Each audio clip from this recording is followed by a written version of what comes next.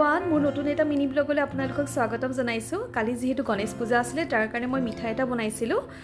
বহুত ইজি হয় কেতিয়াবা আপোনালোকে আলহী আহিলেও বনাব পাৰিব তাৰ কাৰণে লাগিব নাৰিকলৰ গুড়ি চেনি পাউডাৰ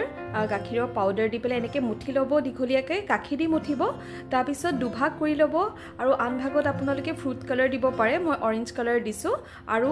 এভাগ বেলি ল'ব এনেকৈ ৰুটি বেলা দি আৰু আন ভাগও কালাৰ দিয়াখিনিও বেলি লৈ পেলাই তাৰ ওপৰতে দি দিব আৰু এনেকৈ ৰোল কৰি দিব খালি মই ৰোল কৰাৰ পিছতে কাটা লোৱা ভিডিঅ'টো ল'বলৈ পাহৰি থাকিলোঁ আৰু এনেকৈ পিচ পিচকৈ কাটিব আৰু ইমান ধুনীয়া লাগিছে দেখিবলৈ তেনেকৈ খাবলৈও বহুত টেষ্টি হৈছে আপোনালোকে ট্ৰাই কৰিবচোন দেই এবাৰ আৰু এইবোৰ কৰি মেলি আমি গণেশ পূজা চাব গ'লোঁ কিন্তু গণেশ মন্দিৰত ইমানেই ভিৰ নামিব নোৱাৰিলোঁ সেইকাৰণে দূৰৰ পৰাই সেয়া জনাই আমি লাইফষ্টাইল মলটোলৈ গ'লোঁ আৰু তাতে কিবা কিবি নীৰৰ সৰু সুৰা বস্তু কিনি আমি হোম ডেকৰ গ'লোঁ তাতে নগ'লে মনটো ভালেই নালাগে কিনো নিকিনো কথা নাই চাই পেলাই ইমান ভাল লাগে কালাৰফুল বস্তুবিলাক ঠিক আছে আজিলৈ